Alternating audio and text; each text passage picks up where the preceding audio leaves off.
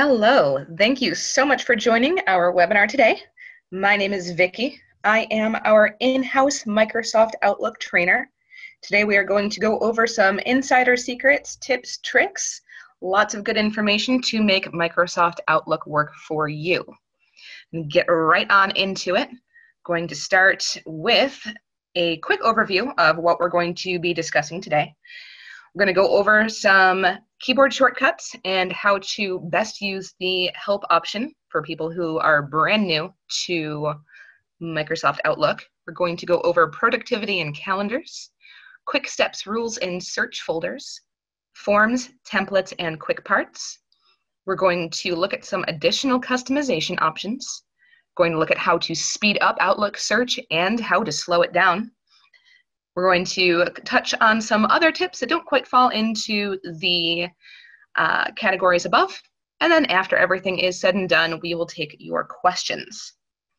So moving right on into it, we're going to start with the help window. The reason we're starting with this is because it is a little bit backwards from the way that the help feature used to be in Outlook and in most of the Microsoft Office suite. So instead of a help button, which used to be up in the upper right corner, it is now this little light bulb that says, tell me what you want to do. So rather than using it as a search feature, rather than saying, okay, what do I want to do? I want to set up a signature. Instead of saying how to set up a signature, just say signature. And you can type it in. It's going to take you right to the feature that you want to access. So that is a little bit different way of thinking than we're used to, but it is a little bit more intuitive. The search results will come up a little more naturally. Think of it as you're asking the person next to you a question. If they say, tell me what you want to do, just give them the answer. I want to schedule a meeting. I want to make a contact group. And it will give you the answer and it'll pop right up with the screen that you're looking for. Rather than telling you how to do it, it just gives you the screen. So again, I like the signature option. It's a good way to demo that particular feature. It does also show you the recently used. So if you opened it and you closed out of it too quickly, you can go right back over and set it up again. Since we're here, let's set up a signature real quick. This will be demo. And it's going to be for the account that I'm currently using. You can also set it up for new messages. You can set it up for replies and forwards. You can do both or neither. So if I'm setting up a signature, we're going to say, my name is Vicki, and I am the Outlook trainer.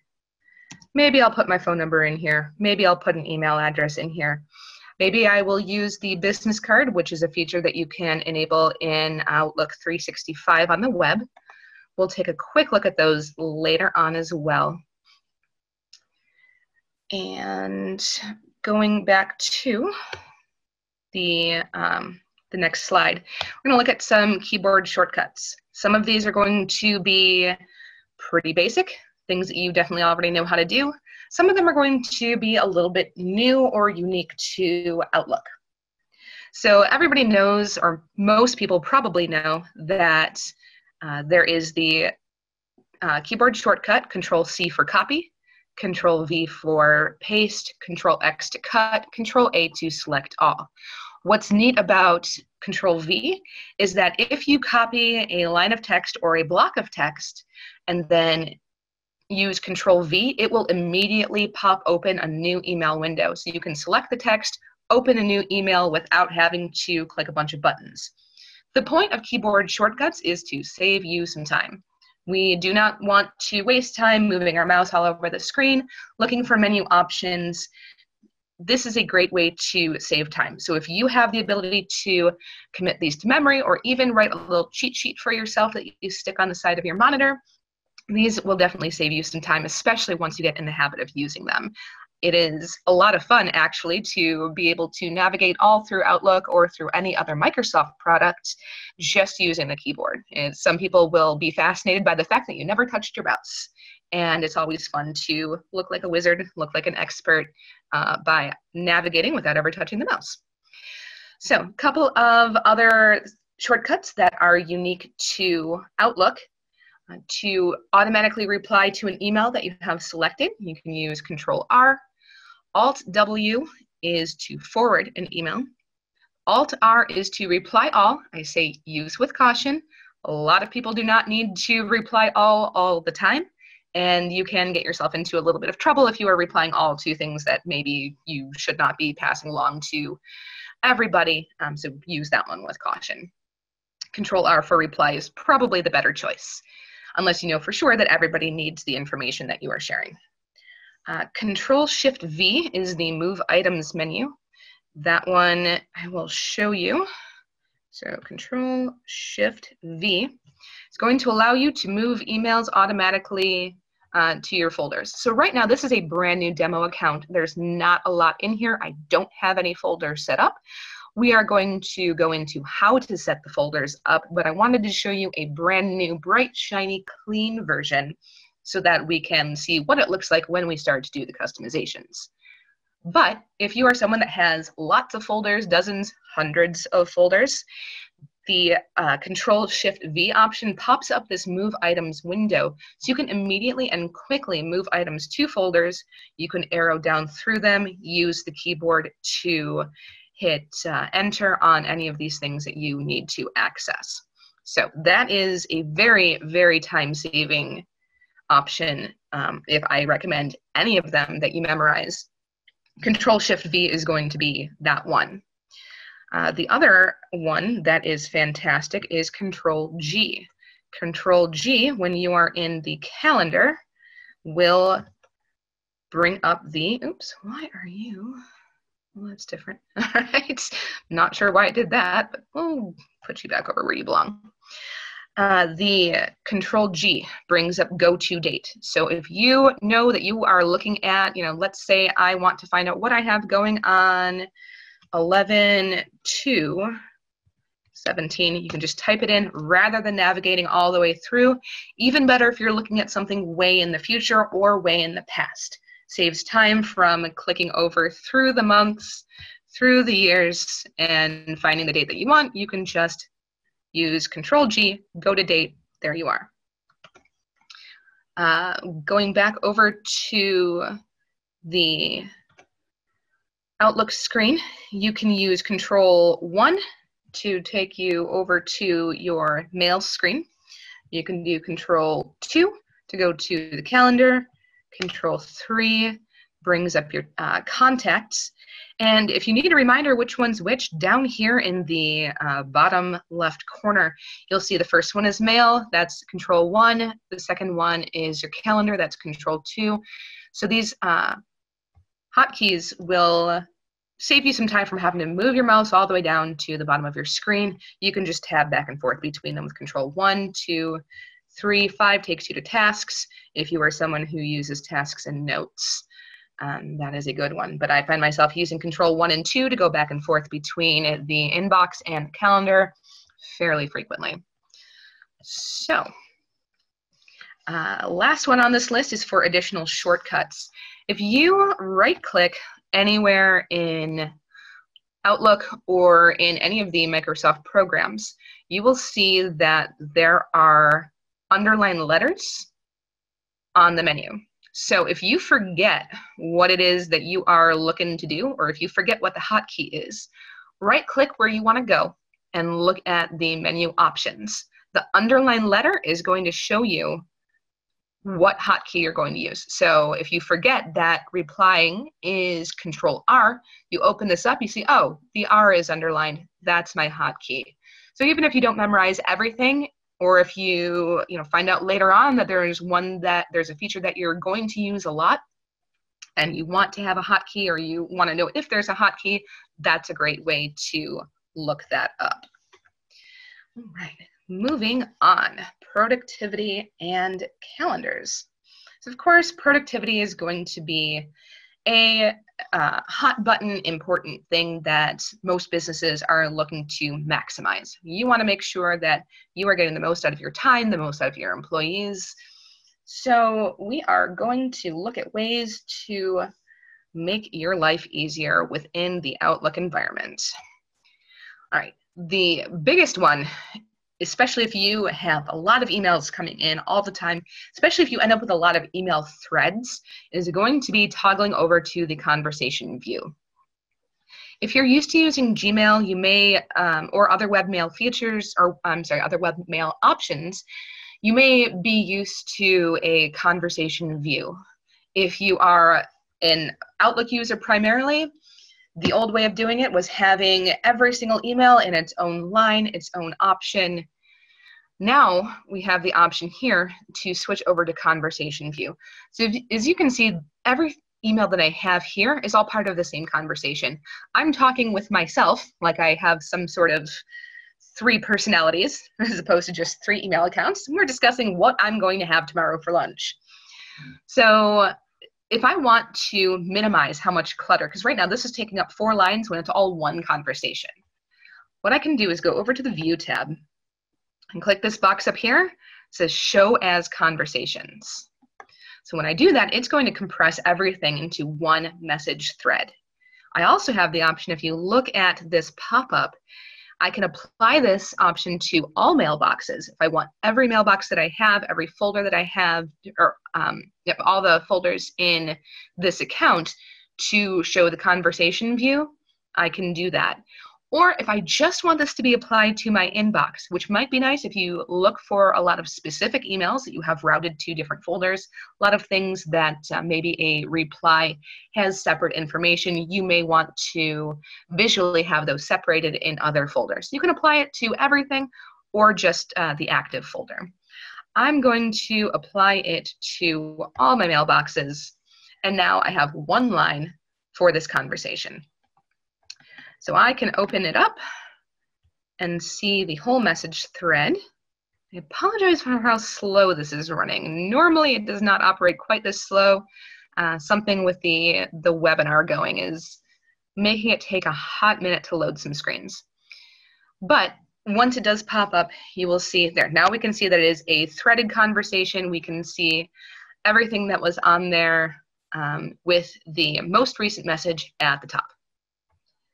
So I'm going to close out of that. If I just wanted to see an individual message after I have it threaded, you can click this little arrow over on the left side to expand into a drop-down. Yeah. There we go. Again, I apologize. It's fighting me just a little bit, but there we go. All right, so now I can see each individual message, and I can open them up by themselves. So a nice feature that is included in Outlook. Of course, we've already discussed about the integration with the calendar. The two definitely go hand in hand.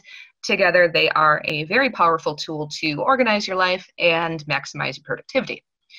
So this popped up with the title Friday Lunch. I asked myself what we would like to have for lunch on Friday and what's a good time. Outlook is smart enough that it saw that I am talking about Friday and a time, and it's going to say suggested meetings. This pops up and gives me the option to set a meeting for lunch. It is intuitively going to know that I'm talking about Friday. Look, it gives me the time and the date.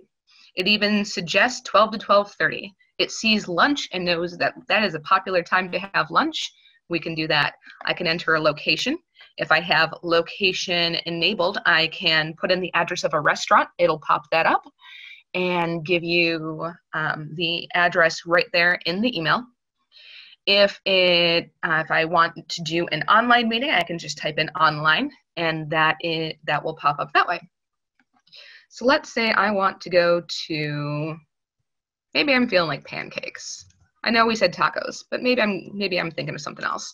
So we're going to go to IHOP. I know my other 2 email accounts said that we were talking about tacos, but no, maybe I want some chicken and waffles. We're going to do that. So now this event has been scheduled, and we go over to the calendar, we can now see that I am having lunch at 12 at IHOP. I don't have the location enabled on this account just because for speed and being able to get through it, I didn't want it to cause any issues. But if you do have location enabled, then it will often give you the address for the most local restaurant. Works really well for chains like IHOP, like Applebee's, Starbucks. There's actually even a plugin where you can just go to a meeting at Starbucks. That is something that's built right in. So there are a lot of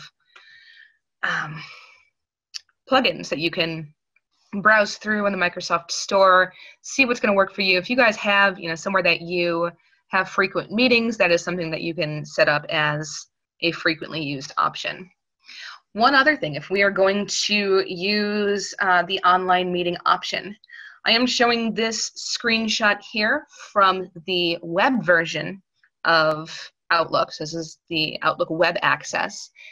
If you have an enterprise Outlook account, you have the option to add Skype meeting, or add Skype meeting button. It's kind of a handful to say, right to the top of your email or calendar scheduling screens. I don't have that enabled on this free account because, again, this is just a demo account, but I do have it on my enterprise version that I use for work. So if I wanted to add a Skype meeting, I can just, all you do is you click the button right there that I have circled in blue, and you can invite people from this screen over here. If you have multiple people in your organization, it will show you their availability immediately. So you can see when is a good time. There is a suggested time button as well that you can click, and it will find a time that everybody is free or show you the time that most people are free. Once you send the invitation or the schedule for the meeting, it will pop up with the details right at the bottom. So right down here, this link that says join online meeting, that link will take you right to the Skype meeting at the time that the meeting is scheduled to happen. So that is a fantastic feature that saves you a lot of time. There are a lot of ways to customize those Skype meetings as well, including privacy settings. Maybe you don't want everybody to know that you're having a Skype meeting, so you lock it down to just people on your team. Maybe you want to invite absolutely everybody or leave it open-ended on your schedule. You can leave it as an open-ended item on your calendar. If you set your calendar to a public setting, so everybody in your organization can see it, anybody can hop in and join that meeting if it's something that's a little bit more informal, whatever is appropriate for your workflow. One other thing that is pretty neat that we can do with these meetings, let's open this one up. You can take meeting notes. So one of the integrations that this has that I think is extremely powerful is the ability to use OneNote 2016 and take meeting notes. So let's say that I don't know what meeting or I don't know what notes I might want to take about my IHOP lunch, but if I wanted to do that, here's the way that that would work. I can share the notes with the meeting, so that would attach it to the meeting on anybody's calendar, or I can take the notes on my own and it will keep it locally to my account scheduled on or attached to the event in my calendar. So I'll go ahead and take a note, and this may take a minute to load, so we'll just talk over it as it loads. If you are familiar with OneNote, oh, there we go. We'll just call it quick notes. All right, and as that opens, you have the ability to take notes that are very organized or lightly organized. If you have an entire notebook just for meeting notes, then it will show all of the notes from all of your meetings, which you can access through OneNote. Or when you go over to your calendar, if you open up a past meeting, it will show you the notes from that date. So you can see that it automatically shows that what this meeting is. So this is the lunch meeting. You can see the date and the time that it was scheduled. You can see the date and time that the meeting actually occurred, and you can see the participants. Once the meeting takes place, These will turn into checkboxes.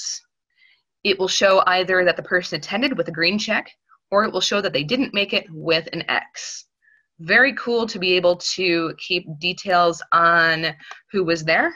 That way you know who got the messages or who got the information that was given in the meeting, who didn't. So if someone says, oh, I wasn't at that meeting, you can come back and check and see, yes, you were definitely at that meeting, you got that handout, you got that email, you got, you know, that information. Or you can say, oh, nope, looks like you weren't there that day.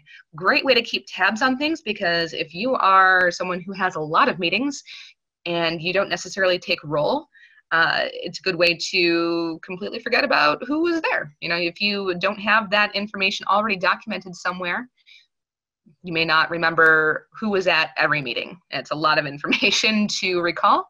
This is a great way to keep that information, and it does show it by the date. So I love this feature.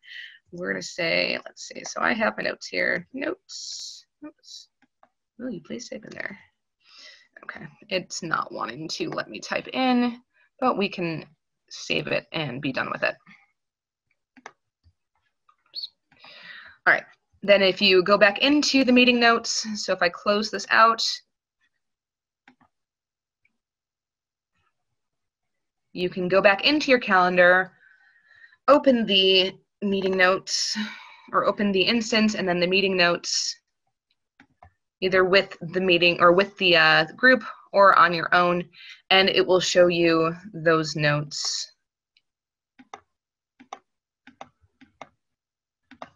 that were attached to that meeting. So this is something that stays. It will be available as long as you do not clear out the data from your calendar. So that'll be there a year from now. It'll be there whenever you need it. Very, very great feature for keeping organized across meetings. Right, next that we are going to move on. Oh, actually, I'm going to go back to one other quick thing. Want to touch on meetings or the calendars. Going back to the Home tab. Have the option to share your calendar, publish your calendar, or set global permissions. So if I want to just share my calendar with one person in my organization, I can invite them to accept that. I can invite them to add my calendar to theirs. If you have a team of a lot of people below you, maybe you want them to know where you're going to be, when your meetings are scheduled, when they can come and visit with you or bring things to your attention, or when you are simply not going to be in the office, you can share that with them. You can also request permission to view your recipient's calendar. So if you want this to be a reciprocal relationship where you can see their calendar, they can see yours, you can go ahead and check that box. So if you leave it unchecked, it says it's a sharing invitation. If you check it, it says it's a sharing request. So now you are saying, hey, I want this to be a back and forth. Please go ahead and share this with me. You can stick some notes in here explaining what you're doing and why. You can also set the permissions here to show availability only, limited details, or full details. So if you show availability only, it's just going to be blocked off in the calendar by the color that you set. If you have limited details, it'll show just the title. If you show full details, it'll have everything that's available. What room your meeting is in, what location it's at, any other details you put in there, that'll all be available. So that is how to set the permissions there. You can also do the same thing if you wanted to do it globally with the calendar permissions. So if you want your calendar to be available to everybody in your organization, you can set that here. You can also allow for your calendar to be read-only, or you can allow it to be read and write. This is something that is very, very helpful if you have lots of people that you need to be able to schedule meetings, if you need them to be able to edit things, have input, be able to change time and date, or even completely delete the items. You have that in here as well. So let's say that I'm the leader of a team, and the people of my team, I want them to be able to see see what's on my calendar, be able to edit what's on my calendar, but I only want me to be able to delete items. So I want them to be able to access them and change them, but I'm the only one who can take them away completely. You can set it to read and write, but I'm the only one who can delete items. You can also set it so that people can delete their own items. That way, if, say, I have a coworker or a team member that sets up a meeting and needs to later cancel that meeting, they can delete that entry, but they can't delete the entry of another team member, only their own. That option is available in the permissions as well. Or you can make it so that everybody who has access is able to delete anything that they feel the need to delete. So those permissions are right there in this nice, easy button right up here in the ribbon. It is under the Home tab on the meeting screen, or on the calendar screen. So nice and easy access. You don't have to go digging through a bunch of submenus to find it. All right. Moving on for real this time. All right, we're going to go on to Quick Steps, Rules, and Search folders. Okay, I'm going to come back to my mail screen.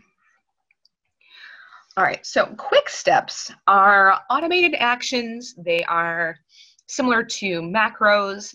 They are quick buttons up here in this menu that you can set. You can use default ones. You can customize them to your heart's content to perform actions that you use repeatedly.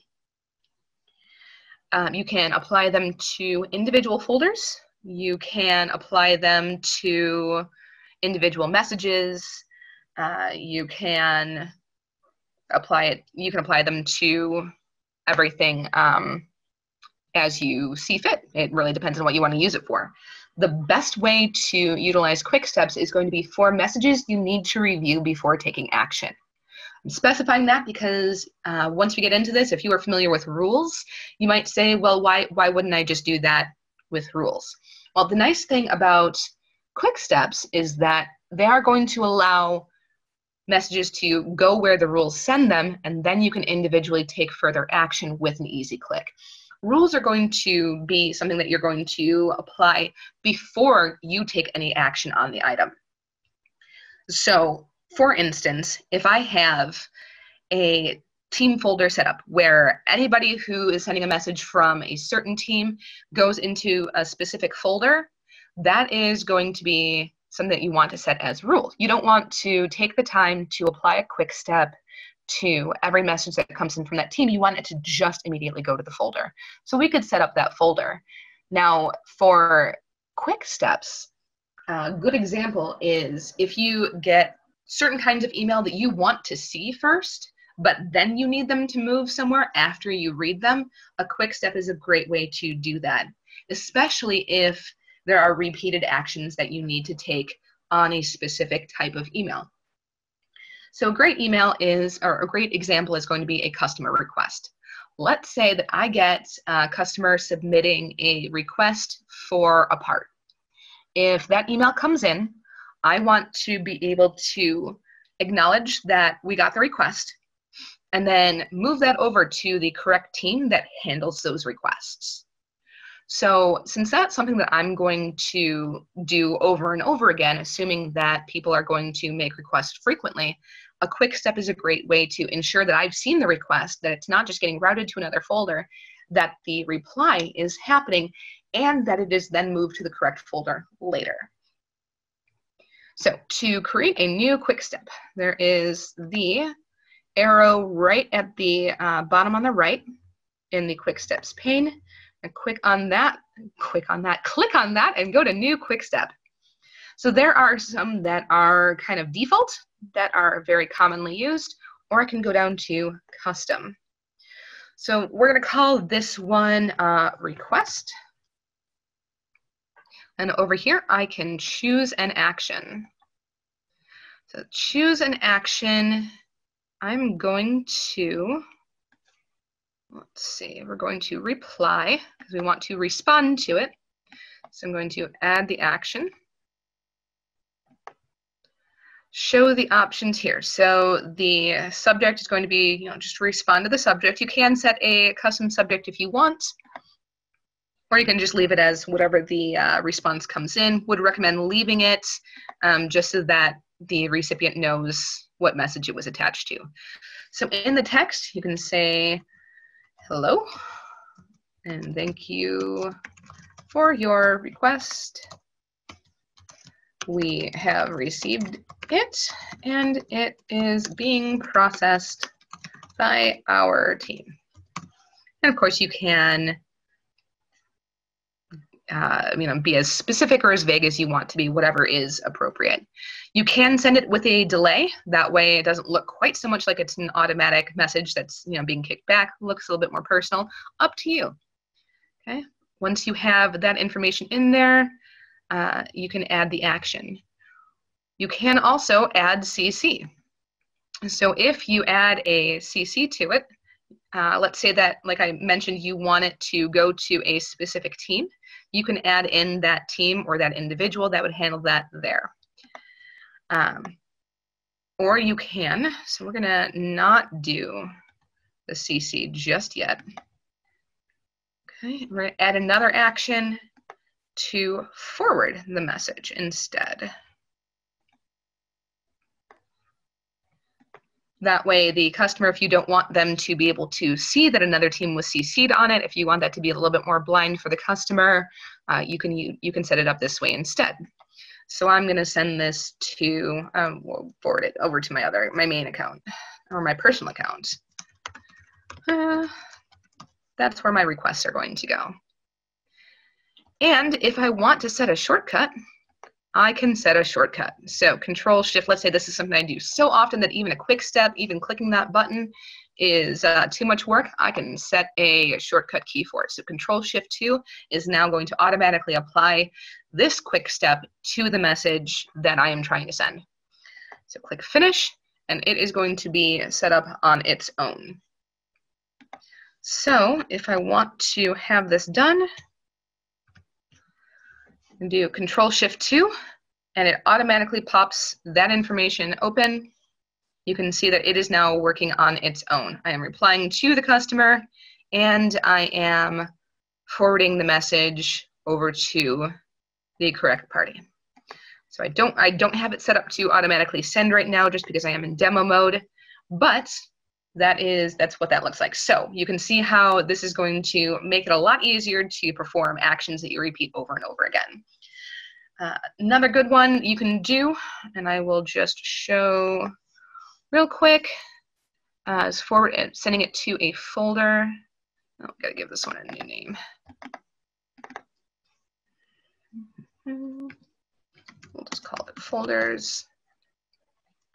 Choose an action, move to folder. Choose a folder, don't have any folder set up. So I think it's going to make me add a folder first, which I'm not going to do just now. But an example for this is, let's say that there are emails coming through about finances.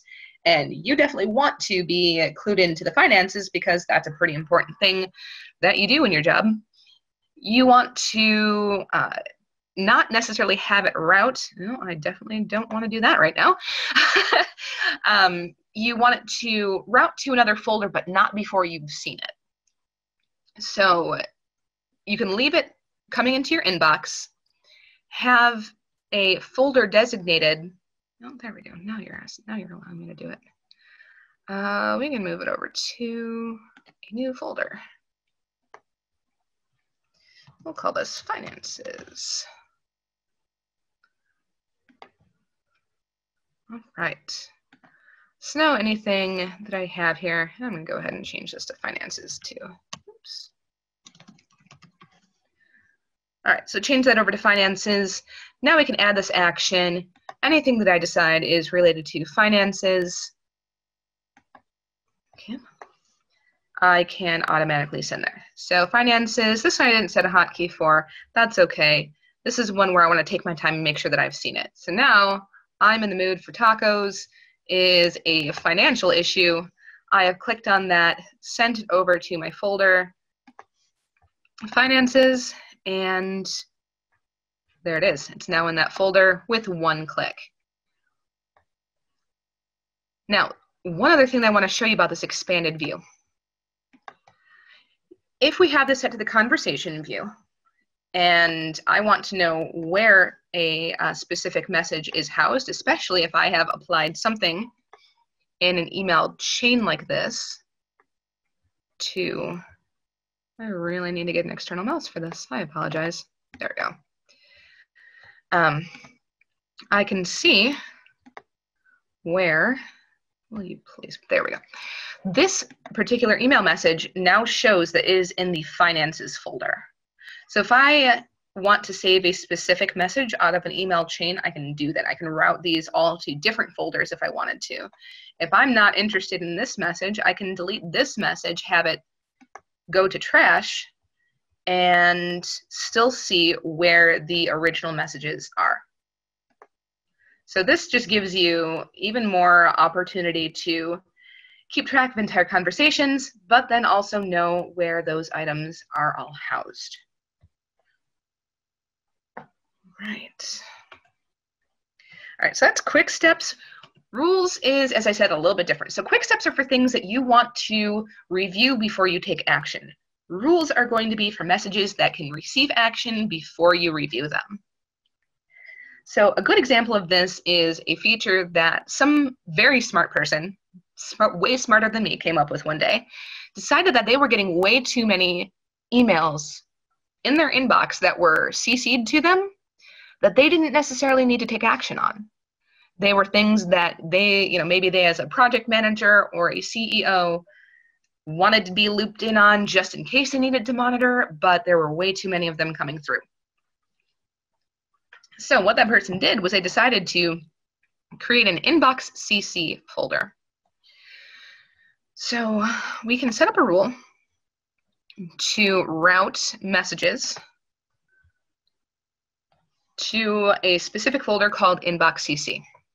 So up here is the rules option. You click the drop down just below it and you can create a rule. This brings up a create rule screen. So we are going to go to the advanced options. You can see some of the basic options here where it shows the message that I have highlighted, so I can apply it to emails that come from my personal account. I can apply it to emails that are sent to a specific email address or what the subject contains, but we want to go deeper with this. We want to go into the advanced options.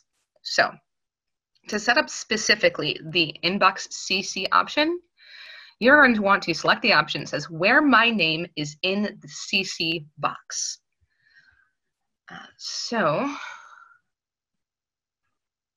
You can also set it to where my name is not in the to box.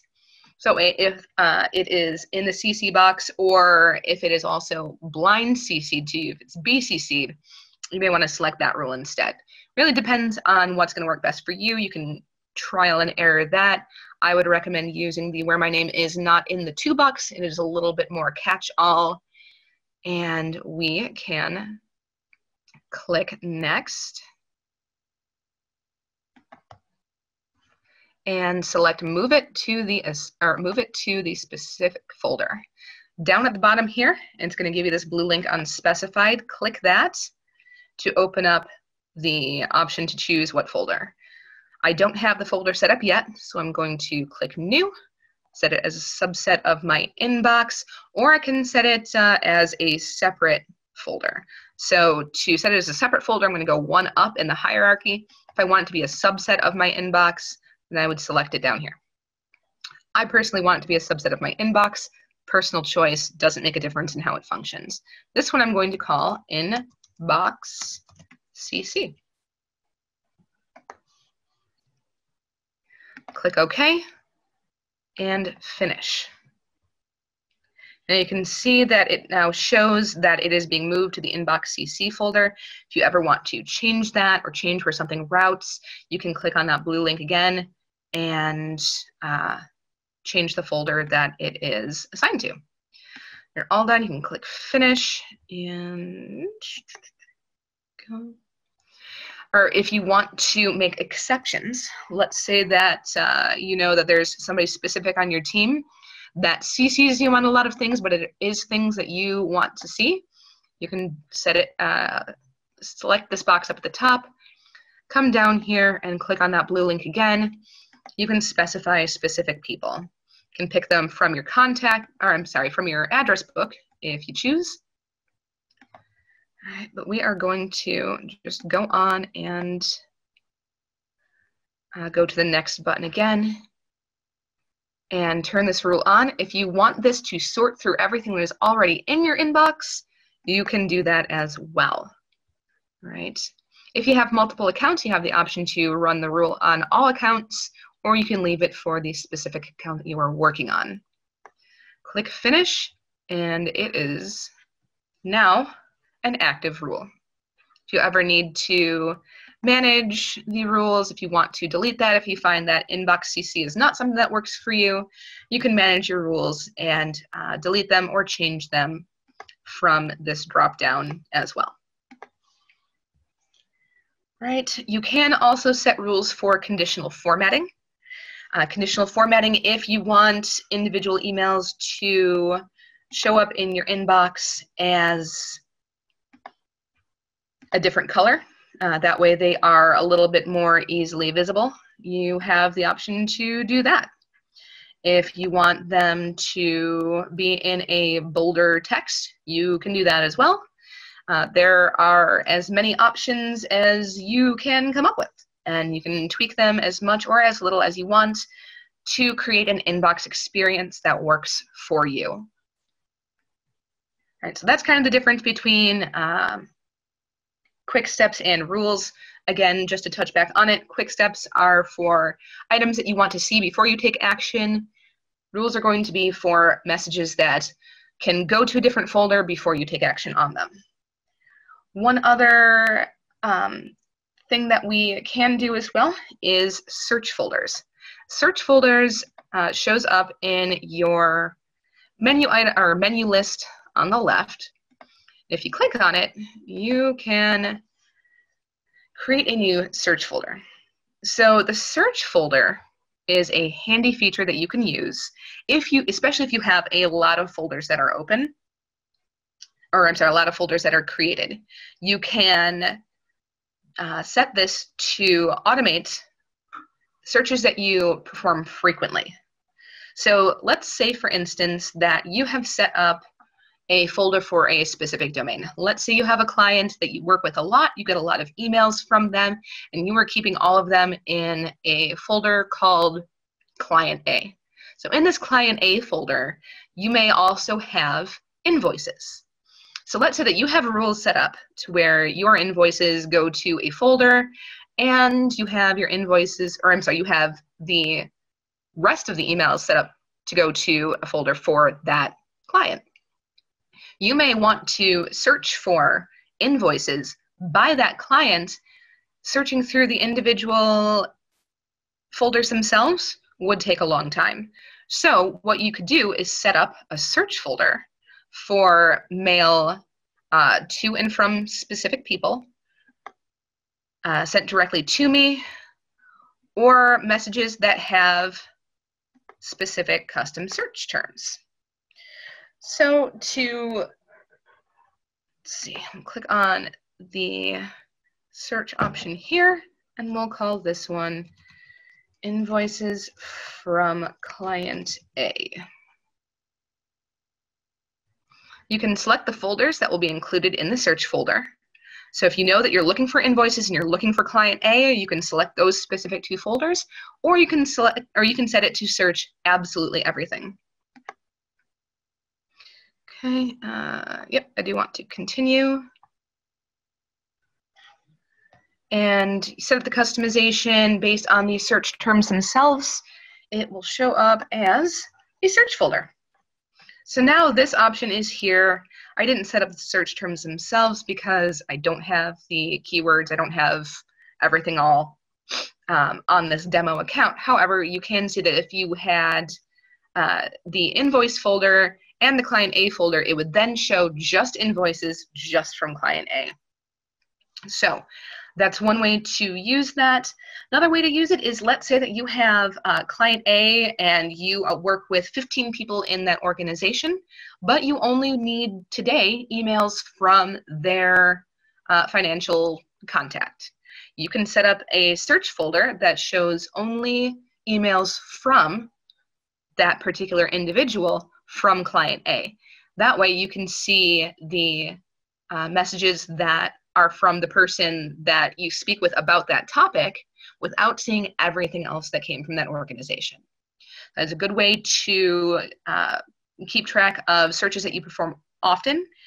You can, of course, use the standard search, which is up at the top of the second column at all times. You can search everything on the entire account, or you can search individual folders. It is up to you. But if you find yourself performing the same search over and over and over again, probably a good idea to set up search folders. One caveat with search folders, this is a feature that is primarily functional for the Outlook desktop version. Most of the features that we're covering today are also available in the web version. This is something that is saved locally to your individual machine. The nice thing about Outlook is that it truly is just a window into the Microsoft Exchange server. It is not the server itself. So most of your features that you set up, your rules, your quick steps, and your folders are all going to be available from one machine to the other, also available from offline to online. Currently, search folders is something that is strictly local. So it's going to be on the machine that you set it up on. It's not going to show up on the web version. Per Microsoft, they are working on getting that feature enabled on the web version as well. So it is a feature that should be there eventually. If you absolutely desperately need it, please do reach out to us. We can tell you how to set it up. It does involve tweaking with the offline settings on the web version and then going through some settings on the desktop version. So it's a little clunky, but it is something that is there if you absolutely do need it. For most people, though, having it just set up locally is more than sufficient if you do use the search folders. So great feature, unfortunately not one available on, or not one easily set up on the web version at this time, but a feature that is in the pipes for Microsoft to bring to us eventually. All right, we're going to go into forms, templates, and quick parts. This is going back to that original quick step that I set up, where there are emails that maybe something that you send very frequently. You can run that macro as a quick step. A couple of different ways. You can also set up emails that you use frequently. You can create a form, a template, or a quick part. Differences between the two. Forms and templates are for frequently sent emails, whereas quick parts are templates for frequently typed information. What's the difference? Maybe you have a response, a greeting, a tip that you type frequently and insert into your emails that you do not need to have as an email all on its own. It's a great feature to set up the quick part. Running a little bit short on time. I want to show you that. If you are interested in a demo on exactly how that works, please reach out to us. It is easy to use. It is very handy, but I'm not going to demo it right now just because we are already running into a little bit of overtime. But it is a very cool feature. I want to show you all the cool stuff that we have. So we're just going to go to forms and templates. So forms utilizes a quick step. So it's a quick step that we already went over. This one is going to just create an email with a preloaded response.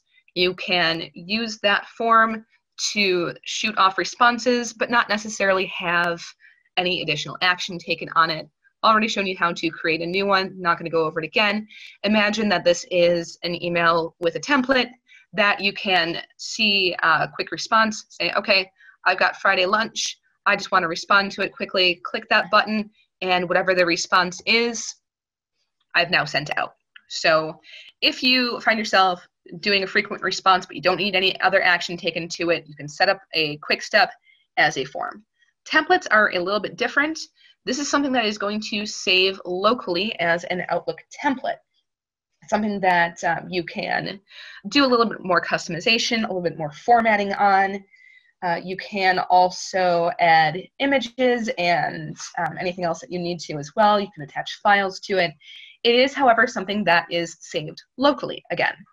So this would be something that is very useful for things like progress reports, supply requests, anything that you are attaching, say, a spreadsheet or a presentation to.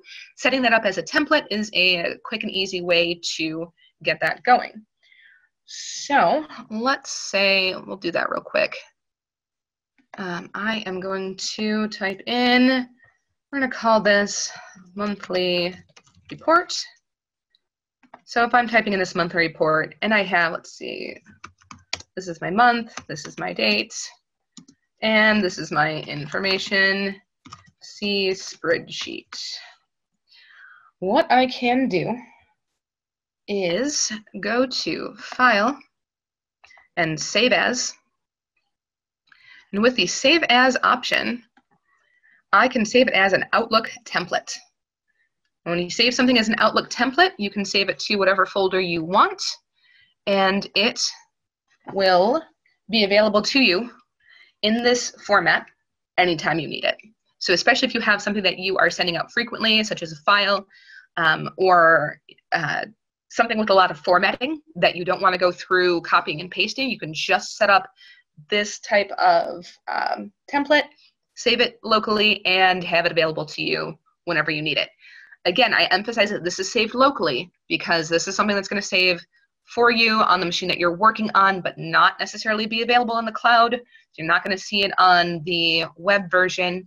If it's something that you definitely need available there, maybe set it up as a quick step instead. So it's a great feature, very neat, very powerful, but again, you just kind of have to weigh and choose how you are going to be using it. All right, going on to the next, how to speed up Outlook search and how to slow it down. Why would you want to slow down Outlook? Well, you don't. So a quick tip that we're going to touch on, a lot of organizations still use PST files. These are files that save absolutely everything attached to your Outlook account, and it is saved locally. Whether it is to an individual machine or to a server, it is not a good idea to have that sort of backup. Microsoft Exchange does have the option, obviously, to be saved to the cloud, or the files that are on Microsoft Exchange are saved to the Exchange cloud. So you don't want to necessarily have a backup that is constantly running to a local machine. A couple of reasons. One, if it does corrupt, it's gone. If anything happens to your local machine or to your local server, it's gone. Number two, the file size becomes far too big. You are going to run into performance issues. You're going to run into possible data corruption issues. Number three, it will cause the file server to be bogged down. It will cause some issues with the file server itself. If you are someone who knows a lot about file servers, you will know that it specifically on the Exchange services, please do not do this. Do not set it up this way because it will cause issues with the data that you're trying to save, especially as it gets bigger, especially if you're in a bigger organization. So please don't use PST files. It is actually recommended not to use them. They are available for, if you have very small backups that you want to use, but there are better ways to do it. One of the better ways to do it is to archive your files. If you want to clear out but not permanently delete your old emails, you can archive them. You can do it automatically, set it up, or you can do it manually when you decide that it needs to be performed. I recommend setting it up automatically. I want to make sure that you're not overloading your, or you're not having too big an email inbox or email file to search from. It will, again, start to slow things down. So archiving your old messages will definitely speed things up. You can set the parameters for how old you want it to be or how far back you want it to go. So if you need something, from the entire fiscal year or from a calendar year, you can set those parameters how it best works for you. The other option that we can do is re-index especially if you are using your search folders to their fullest extent. You have a lot of folders, it may start to slow down. If you notice that using your search folders or the search feature is starting to lag a lot, if it's not performing at reasonable speed, re-index your files and it will automatically rebuild and research for your search folders and speed up that process as well. Okay. If you need, I know I'm kind of speeding through this, if you need more information on that, please reach out to us after the webinar. More than happy to go into depth on that. Okay, other quick tips. You can attach recently used files via the file drop-down arrow. Come back over to this. We're going to reply here and say I want to attach something. I can attach file. If I click on the drop-down, it shows me the things that I've used recently. So rather than having to hunt through your entire computer, it's going to show stuff that you've most recently used. Microsoft knows that, or Outlook knows that the things that you're going to send are probably going to be things that you've used relatively recently, or at least often going to be that way. So that is a quick way to find those. You can also disable or customize your desktop alerts. If you get a lot of email and you are getting desktop alerts for all of them, your computer is probably pinging away all day long. Customize them so they only pop up for people that you absolutely need to see their messages right away, or you can disable them entirely so it leaves you alone when you're not looking at your inbox. You can also add a second time zone to your calendar. If you live near a where the time zone switches from one to the other, or if you have clients or customers that are in another time zone and you find yourself not quite knowing necessarily which time zone you're talking about, you can set up your calendar to automatically or to have another time zone parallel to the time zone that you're currently in when you are viewing by individual days. And it's a good way to make sure that you are assigning tasks or scheduling meetings at times that are appropriate for everybody in all time zones. All right, you can also, when you are sending files, I will attach a file to show you. Oops. I'm going to attach the PowerPoint that we're using here. Now, options that I have, I can share this as a link to OneDrive, or I can share it as a file that will be attached in the old traditional way, so that everybody gets a copy, whoever is attached or whoever receives the attachment. The nice thing about setting it up from OneDrive or as a link to OneDrive is that it allows collaborative editing. If you have a file, let's say an Excel spreadsheet that you want multiple people to be able to edit, if you send the link to OneDrive, everybody is now editing one file, as opposed to the local file that would be attached individually. If I make a change on my local file, you're not seeing that, or my teammate isn't seeing that change in real time. Collaborative editing available on OneDrive, excellent way to work on something across the board with your team. Last tip that I have here is exporting contacts and important messages for backups and transfers. If you have multiple email addresses, if you have multiple accounts, or if you just need to back up your contact periodically, which is not a bad idea, you can export your contact, you can export important messages and save those locally, or you can save them to a personal cloud drive. So that is just a good way to make sure that you have your data backed up, or you can quickly and easily transfer it to other accounts, save you some time there as opposed to building it from scratch. So that is everything that I have. I thank you so much for attending. I appreciate your time. I hope you got some good and useful information out of this. But if you have any in-depth questions that we did not cover, please feel free to reach out to us after the meeting or anytime down the road. We are always happy to give you more information to help you out, to help your business meet its needs. Everybody have a great day. Thank you so much.